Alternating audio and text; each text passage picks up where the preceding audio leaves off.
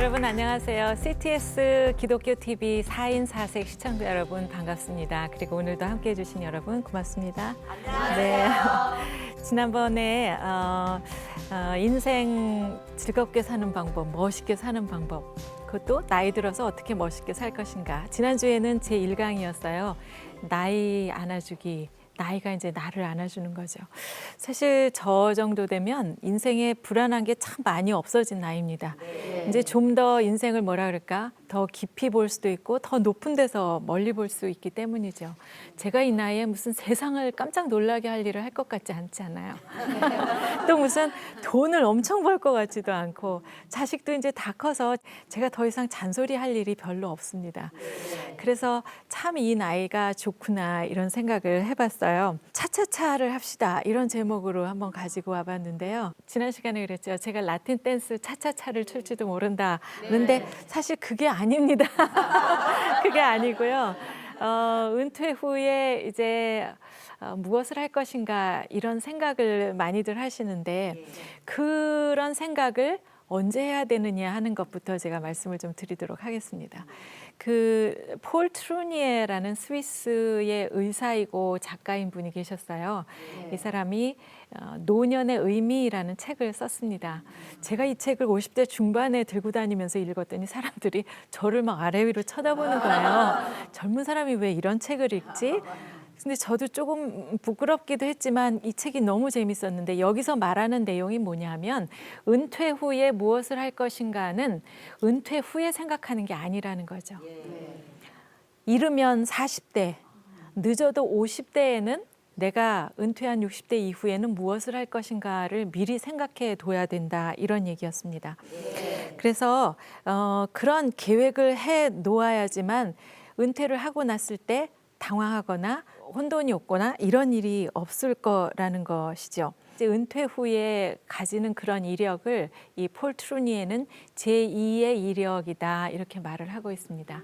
젊어서는 돈을 벌기 위해서 막 열심히 달리고 성공하려고 달렸잖아요. 이제는 좀 속도도 좀 천천히 이렇게 여유를 갖고 가지면서 어떤 의미를 가진 그 일을 하면 좋겠는가 이런 거를 따져봐야 된다 그런 이야기를 했습니다.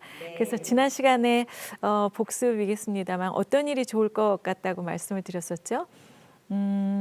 재미있기도 하지만 의미도 있어야 하고 그 일을 통해서 성장하는 것, 또 속해 있는 그런 공동체 중에서 미래 세대들 살려주고 지혜를 나눠주는 일들 그런 일을 하시면 참 좋지 않겠는가 이런 생각을 우리가 한번 나눠봤었습니다.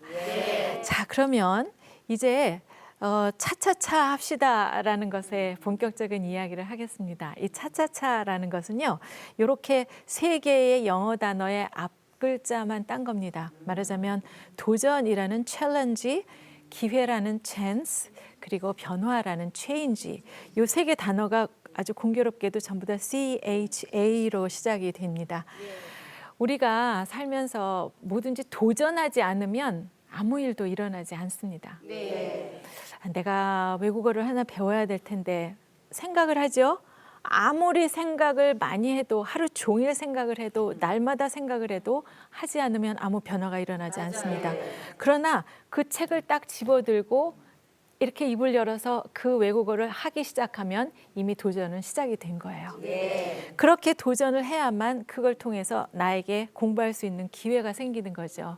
그리고 그 기회를 통해서 나도 변하고 상대방도 변하고 나를 둘러싼 상황도 변하게 된다 이런 이야기입니다.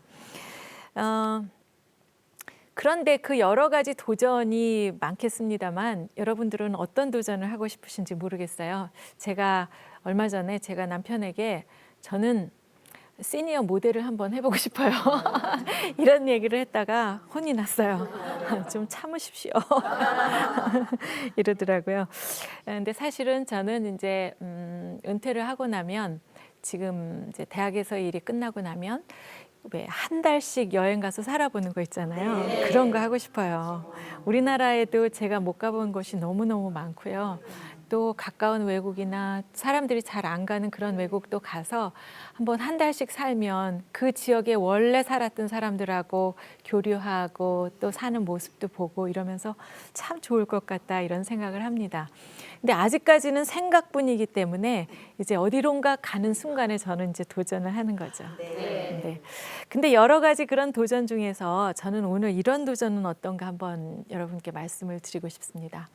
더 나은 삶을 살고 싶은가? 그렇다면 당신의 입에 말을 바꿔보십시오 하는 도전을 드리고 싶습니다. 말이요. 우리가 살아나가는데 말을 이제 전체를 100%로 봤을 때 하루에 하는 말 중에서 한 7, 80%가 부정적인 말을 한답니다. 놀랍지 않아요? 네. 나는 별로 그런 것 같지 않은데 뭐 더우면 덥다, 이 지긋지긋한 더위 언제 물러가나 이것도 사실은 부정적인 얘기라는 거죠. 당연히 세월이 가면은 그 계절이 변할 텐데 그래서 기왕이면 듣기 좋은 말을 하는 게 좋겠다. 첫 번째 말씀드리고 싶습니다. 그 심리학이나 교육학에서 보면 이런 그 효과 이야기를 합니다. 한 가지는 피그말리온 효과라는 게 있고요. 골렘 효과라는 게 있습니다. 이 피그말리온 효과라는 것은 이렇게 좋은 이야기를 하면 그 어린이나 그 학생들이 그 말대로 좋게 자라난다 하는 이야기입니다. 넌 어쩜 그렇게 잘하니? 정말 너는 커서 훌륭한 사람이 될 거야. 이렇게 말하면 그 아이는 정말 그렇게 된다는 거죠. 제가 이남이녀에 맞이고 이제 남동생들 둘이 있습니다. 우리 남동생 중에 큰 아이가 어렸을 때 굉장히 개구장이었어요. 자전거 사달라고 하다가 이제 안 사주면 막 길바닥에 눕고 그랬어요. 그런데 우리 어머니가 그 동생을 향해서 하시는 말이 너는 점점 잘하는 아이야 이렇게 말씀하셨어요. 그러니까 초등학교 1학년 때보다는 2학년, 3학년, 6학년 때 더 잘하더라. 중학교 때보다는 넌 3학년 때 더 잘하더라. 이런 얘기를 어려서부터 이제 계속 해오신 거죠. 그래서 그 땅바닥에 누워서 떼쓰고 이럴 때는 얘가 뭘 잘할까 이런 생각이 들었는데 정말 어머니 말씀대로 점점 잘하는 아이가 돼서 대학교 졸업하고 사회에 나가서는 더 멋진 활동을 하고 뭐 전 세계가 내 집인 것처럼 이렇게 다니면서 활동하는 것을 볼 수가 있었습니다. 또 한 가지 이 골렘 효과라는 거는 반대의 경우입니다. 야, 너 같은 게 뭘 하냐? 야, 꺼져라. 관둬. 이런 식으로 이렇게 인정하지 않는 이야기를 하면 아이는 그러면 그렇지 열심히 해야지 이러는 게 아니라 그래 나 같은 게 뭐 하겠어 이렇게 생각한다는 거죠. 잔인한 범죄를 저지른 그 범죄자가 한 사람 하는 이야기를 들었어요. 어렸을 때 집이 가난해서 등록금을 가져갈 수가 없었다고 합니다. 그날도 등록금을 가지고 가지 못하고 학교를 갔어요. 선생님이 가져왔어? 물었습니다. 못 가져왔어요. 그랬더니 이 선생님이 그러셨어요. 야, 꺼져 저리. 등록금도 안 가져온 게 무슨 공부를 한다고. 그때 이 아이의 마음속에 분노가 생겼어요. 나는 이 사회에 복수할 거야. 내가 뭘 잘못했는데 이런 생각이 들었다는 거죠. 물론 그렇게 얘기한다고 다 나쁜 사람이 되면 그것도 큰일 날 일이긴 하지만 만약에 그때 그 선생님께서 혹시라도 그래 오늘도 못 가져왔니? 할 수 없지 뭐. 그래 너 잘못은 아니야. 이리 와서 열심히 공부하자. 너는 커서 공부 잘해서 훌륭한 사람 돼. 그리고 돈 많이 벌어서 너 같은 아이들 좀 도와줘라. 이렇게 말씀하셨다면 그 아이가 얼마나 고마웠을까요? 네, 그런 생각이 듭니다. 이렇게 골렘 효과라는 것은 나쁘게 말하면 말할수록 점점 아이들은 나쁘게 될 수밖에 없다. 이런 이야기입니다. 굉장히 위험한 얘기죠. 자, 그러면 어떻게 그런 말을 잘해야 될까요? 네. 잘 들어야 돼요. 잘 들어야 됩니다. 저는 여기다가 그 경청에다가 힘역자를 써서 경청력이라고 이렇게 부르고 있는데요. 말하자면 잘 듣는 것도 실력이라는 거죠. 경청, 상대방의 말은 뭘로 듣죠? 그렇죠. 쉽죠. 귀로 듣습니다. 또 마음으로 들어요. 네, 그러니까 그 경청이라는 것에 이제 무엇으로 듣는가의 이 스펙트럼이 이렇게 길다 그러면 귀로 듣는 게 여기서부터 시작된다 그러면 마음으로 듣는 게 이제 마지막 단계입니다. 마음으로 들어야 상대방을 이해하고 공감하고 서로 소통할 수 있게 되는 것이죠. 그런데 오늘 말씀드리고 싶은 것은 요거 말고 요 가운데 있는 거예요. 귀로도 듣지만 상대방의 말은 뭘로 듣느냐? 눈빛으로 듣습니다. 얼굴로 듣고요. 몸 전체로 듣습니다. 그럴 것 같죠? 제가 오늘 왜 이렇게 강연을 잘하고 있는 줄 아세요? 여러분들의 표정, 여러분들의 눈빛, 여러분들의 태도 때문입니다. 네. 그 메라비안이라는 사람이요. 이런 이야기를 했습니다. 우리 그 소통, 의사소통의 전체를 100으로 봤을 때 이렇게 소리로 하는 이야기는 불과 7%에 불과하다 이런 이야기를 합니다. 그러면 말로 아니면 다른 건 뭘로 소통한다는 거야? 55%는요. 이런 제스처, 말하자면 고개를 끄덕끄덕 한다든가 웃어주신다든가 이런 것들이 저에게 굉장히 큰 영향을 지금 미치고 있어요. 그다음에 이제 그중에 38%는 유사 언어라 그래가지고 뭐 말의 크기와 작기 또 인터네이션 이런 거 그런 것이 차지한다는 거죠. 예를 들어 이제 글자로 치면 잘했어라는 석자가 있어요. 아이가 100점을 받아왔어요. 어떻게 합니까? 엄마는 엄지손 올리면서 잘했어 이렇게 하죠. 그러죠. 그런데 만약에 시험을 봤는데 어저께 공부하라 했는데 공부 안 하고 게임만 하다가 50점 받아왔어요. 그럴 때 엄마는 아래 위로 훑어요. 그리고 어떻게 말합니까? 잘했어. 괄호 열고 너 공부하라 그랬더니 게임만 하고 하더니 그럴 줄 알았다. 그러니까 똑같은 잘했어라는 세 글자이지만 그걸로 이렇게 발음을 한다고 그래서 그걸로 다 의사소통이 되는 게 아니죠. 잘했어와 잘했어. 이거는 완전히 다른 거라는 거예요. 그래서 우리의 그 의사소통은요. 이렇게 굉장히 아주 그 우리가 생각한 것보다 더 넓고 여러 가지 그 요소들을 많이 갖추고 있습니다. 그래서 이 경청은 결국 우리의 의사소통 중에서 굉장히 많은 부분을 차지하는 거예요.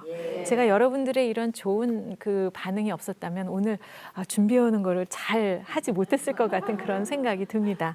그럼 경청을 한 다음에는 이제 말을 해야 되겠죠? 바로 홀리 스피치를 하는 겁니다. 홀리 스피치, 경건한 말하기. 다시 말하면 하나님은 우리를 그 하나님의 형상대로 만들어 주셨잖아요. 그래서 말하는 것도 하나님처럼 경건하게 말하기를 원하셨습니다. 그래서 저는 제가 이런 책을 쓰면서 홀리 스피치라고 이것을 명명했습니다. 말을 왜 잘해야 될까요, 여러분? 말은 중요하기 때문에 잘해야 합니다. 제가 그동안 들었던 많은 말 중에서요. 어떻게 아나운서가 되셨어요? 하는 이야기를 참 많이 들었어요. 고등학교 때였습니다. 국어 선생님이 한 분 계셨는데 굉장히 무서운 분이셨는데요. 어느 날 신은경 나와 그러셨어요. 여자분이셨어요. 근데 저는 이제 뭐 야단 맞는 줄 알았죠. 그랬더니 교과서 가지고 나오라고 하시더라고요. 그리고 책을 읽어보라고 하셨습니다. 그 많은 친구들 앞에서 제가 책을 읽었어요. 선생님께서 제가 책 읽는 것을 이렇게 보시더니 됐어요 하시면서 몸을 돌려 친구들에게 이렇게 말씀하셨습니다. 여러분 어때요? 정말 듣기 좋지요? 이렇게 말씀하시는 거예요. 저 혼자 있을 때 칭찬해 주셔도 너무나 좋았을 텐데 그 많은 친구들 앞에서 잘 읽는다고 목소리 좋다고 칭찬을 해주셨어요. 저는 그 다음 날로 제가 다니던 진명여고의 공식 아나운서가 됐습니다. 그리고 그 선생님의 말씀 한마디가 신은경 너 아나운서 한번 해봐라 잘하겠다. 그 말씀이 오늘의 저를 있게 한 거죠. 네. 이렇게 말이라는 것이 너무 커다란 영향을 미쳐요. 더 중요한 사실은요. 하나님이 들으시기 때문입니다. 하나님께서는 민수기 14장 28절에 이렇게 말씀하셨어요. 너희 말이 내 귀에 들린 대로 내가 너희에게 행하리니 그러셨어요. 그 애굽에서 노예 생활하다가 나온 이스라엘 백성들이 불평하고 불만하고 막 짜증내고 믿음이 없는 말을 많이 하자 하나님께서는 참다 뭐라 그러셨습니까? 너희 말이 내 귀에 들린 대로 내가 너희에게 행하겠다. 너희들 배고프다고 불평했지, 목마르다고 또 불평했지, 못 들어간다고 부정적인 얘기했지, 가나안 땅에 못 들어간다고요. 그래서 너희들 들어가지 마. 그러셨던 거예요. 이런 걸 생각해 보면 이 말이 굉장히 중요하구나, 무서운 거로구나. 살아계신 하나님께서 오늘 이 시간에도 살아계셔서 역사하시는 것을 믿으시기 바랍니다. 자녀들에게 함부로 말씀하지 마세요. 야, 너처럼 해가지고 게임만 하다가는 너 대학 못 들어가! 이렇게 하시다가는 하나님께서 그럼 이 집사 너희 아들 대학 보내지 말을까? 그러신다고요. 그렇게 말하면 안 돼요. 아무리 쟤는 좋은 말하면 못 들어요. 이렇게 생각되더라도 좋게 말씀하셔야죠. 네. 그러면 어떤 말은 하면 안 되고 어떤 말을 하면 좋을까요? 여기 나와 있어요. 하면 안 되는 말, 불평, 불만, 비난, 비판, 부정적인 말, 자기 비하 이런 말들입니다. 아까 잠깐 그 이스라엘 백성들이 애굽에서 이제 노예 생활에서 나왔잖아요. 모세 선생님하고. 그때 이 사람들 입에서는 온통 이런 말들이 쏟아져 나왔습니다. 뭐 목말라 미치겠다. 배고파 죽겠다. 또 어떤 사람은 고기가 먹고 싶다고 하면서 이렇게 말했습니다. 차라리 노예 생활할 때가 좋았다. 그때는 고기도 먹었다. 그러면 당신 노예 생활로 도로 돌아갈래? 라고 묻는다면 어떻게 말하겠어요? 아이, 말이 그렇다는 거죠. 그냥 고기가 먹고 싶다 그런 얘기죠. 그러나 그럼에도 불구하고 그렇게 말하는 거 싫어하셨어요. 모세 선생님을 향해서 막 비난, 비판을 합니다. 당신이 말이야 우리를 광야에서 죽이려고 여기까지 데리고 나왔습니까? 이렇게 물어요. 뭘 죽이려고 데리고 나왔어요. 가나안 땅에 젖과 꿀이 흐르는 땅에 가려고 데려온 거 아니겠어요? 네. 그리고 부정적인 말 합니다. 12명 정탐자 보냈더니 뭐라 그랬어요? 10명은 거기 무서워서 우리는 갈 수가 없어요. 네, 우리는 뭐라고요? 메뚜기예요 이랬어요. 거기 있는 사람들이 너무 크고 무섭기 때문에 우리는 메뚜기에 불과합니다. 이렇게 얘기를 했다는 거죠. 아니 여호와 하나님께서 메뚜기 200만 마리 구하시려고 그 고생을 하셨단 말이에요. 너무 속이 상하셨어요. 그래서 아까 말씀대로 너희 말이 내 귀에 들린 대로 내가 너희에게 그대로 해줄게. 너희같이 믿음 없는 아이들은 들어갈 수가 없어. 1세대 다 여기서 광야에서 사라질 때까지 못 들어간다. 그러나 믿음의 말을 한 두 사람 여호수아하고 갈렙 아저씨 두 사람은 너희는 들어가 인정해 주셨어요. 그래서 그냥 40년 동안 기다렸잖아요. 그래서 나중에 2세대가 태어나고 여호수아 아저씨와 갈렙 아저씨는 함께 가나안 땅에 들어갑니다. 그래서 이런 부정적인 말, 또 자기 비하하는 말, 뭐 메뚜기예요, 막 이런 말, 그런 말은 절대로 하시면 안 될 것 같아요. 그럼 어떤 말을 할까요? 감사, 칭찬, 축복, 기도, 찬양 이런 말을 하는 게 좋겠다 이렇게 썼습니다. 먼저 칭찬하기부터 볼까요? 칭찬하는 것은 세 가지로 합니다. 첫째는 잘했어요 하는 칭찬이에요. 아이들은 아주 예민하게 부모님과 선생님의 칭찬을 기다리고 있습니다. 한 가지 잘했을 때 잘했어요. 또 뭘 잘했으면 똑같은 크기로 잘했어요 칭찬하시는 거예요. 두 번째는 훌륭해요 하시는 거예요. 이렇게 엄지손을 한번 올려보세요. 훌륭해요. 네. 옆에 계신 분한테도 훌륭해요. 네. 이제 아내가 뭐 보글보글 김치찌개를 한번 해왔다고 한번 가정을 해봅시다. 뭐 우리 반찬이라는 게 그렇잖아요. 하루는 김치찌개, 또 된장찌개, 또 김치찌개. 그러면 이제 남편의 얼굴에서는 뭐 아무런 말은 없지만 괄호 열고 또 김치찌개냐 이런 얼굴을 하실 수가 있어요. 그리고 하시는 말씀이 김 없냐? 그럴 때 아내는 어떻게 해요? 다시는 김치찌개 안 끓이죠. 그러니까 그러지 마시고 그때라도 이렇게 엄지손을 올리고 당신 김치찌개가 최고야. 훌륭해. 이렇게 하시고 김은 직접 가져다 드십시오. 네, 훌륭해요. 이렇게 많이 하세요. 세 번째, 미리 불러주기. 이건 또 뭔데 칭찬 카테고리에 들어가 있을까? 앞으로 뭔가 하고 싶다 그러면 미리 불러주는 겁니다. 자녀들이 혹시 엄마, 아빠, 나는 유엔 사무총장 하고 싶어요. 그러면 너 영어 성적 가지고 와봐. 너 50점 받아가지고 무슨 유엔 사무총장을 하냐? 이렇게 하시지 말고요. 그래? 그럼 엄마가 오늘부터 너를 김 총장님이라고 불러줄게. 네, 그렇게 하시는 거예요. 50점 점수 가지고 와도 아우, 김 총장님 오늘도 또 50점이시군요. 그러면 자기가 스스로 깨닫습니다. 이거 가지고는 안 되겠구나. 그렇게 생각하는 거죠.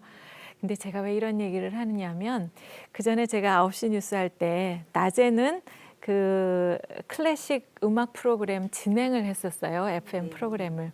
제 뒤에 들어오시는 음악 평론가 선생님이 날마다 저더러 신박사 이렇게 부르시는 거예요.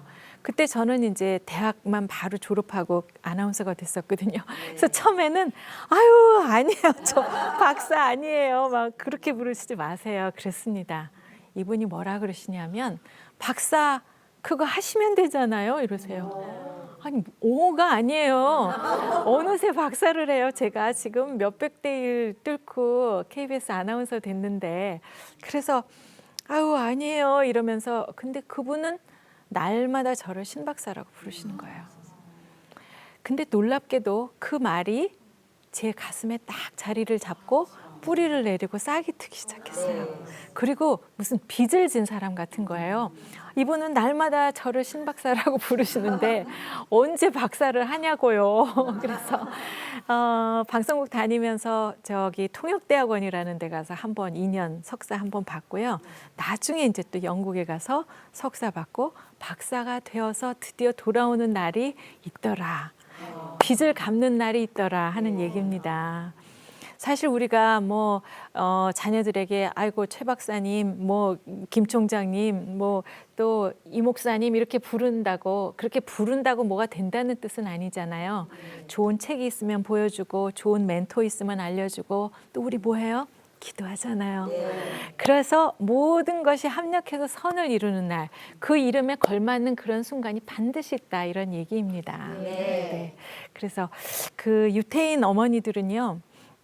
어렸을 때부터 아이들을 그렇게 부른다 그래요. 어떤 어머니가 유모차에 쌍둥이 아기를 데리고 나왔어요. 동네 아주머니가 어머 아기가 너무 예뻐요 이랬어요. 이름이 뭐예요? 이렇게 물었습니다. 얘는 의사 다니엘이고요. 얘는 변호사 요셉이에요. 누가 물어봤어요. 그런데 그렇게 얘는 의사로 키우고 얘는 변호사로 예를 들면 그렇게 키운다 하는 얘기죠. 그래서 이 미리 불러주기라는 거 굉장히 중요합니다. 네. 오늘 당장 시작하실 수 있겠어요? 자녀들이 무엇을 원하시는지 그렇게 바로 불러주시기 바랍니다. 자, 이제 기도와 찬양 이야기를 하겠습니다. 기도, 우리 잘하죠. 빌립보서에 아무것도 염려하지 말고 다 아뢰라고 그랬어요. 그러니까 다 이르는 거예요. 네. 우리 배우자가 나를 힘들게 한다. 그러면 입을 열어서 왜 당신은 왜 그래요? 라고 말하면 그 순간 그건 뭐예요? 바가지가 되는 거예요. 잔소리가 되는 거예요. 그럴 때는 입을 딱 다물고 예수님한테 일러요. 그러면 응답이 빨리 와요. 너는 왜 그러냐? 아무렇지도 않으세요? 너는 왜 그러냐 하고 응답이 온다니까요. 그래서 기도는 정말 아무것도 염려하지 말고 예수님께 다 아뢰는 겁니다. 찬양은요. 찬양은 바로 하나님을 향해서 하나님 사랑합니다. 당신의 이름을 찬양합니다. 이렇게 그냥 우리의 사랑을 표현하는 거라고 합니다. 하나님이 정말 좋아하시는 거래요. 주님 사랑합니다. 주님의 이름을 찬양합니다. 라면서 우리가 찬양하는 거 하나님이 기뻐하신다는 거죠. 예. 이제 또 축복의 말이 정말 중요합니다. 민수기 6장 24, 25, 26절에 보면 이 축복의 말씀이 나와요. 모세 선생님이 두고두고 오는 후손들을 위해서 축복의 기도를 알려주십니다. 여호와는 너에게 복을 주시고 하는 여기에다가 아이 이름을 넣어서 이렇게 축복을 해주시는 거 굉장히 중요합니다. 또 한 가지 남은 게 있잖아요. 감사하기. 이건 얘기가 좀 길어요. 그래서 다음 시간에 이 감사하기에 대해서 좀 더 자세하게 풍성한 이야기로 여러분과 나누도록 하겠습니다. 함께해 주신 여러분 고맙습니다.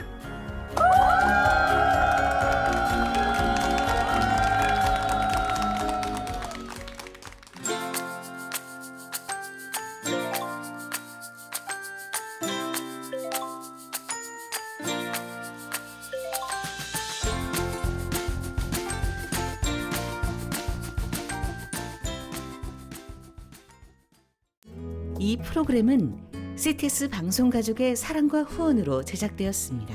후원전화 02-6333-1003번, ARS 060-808-1004번으로 전화주세요.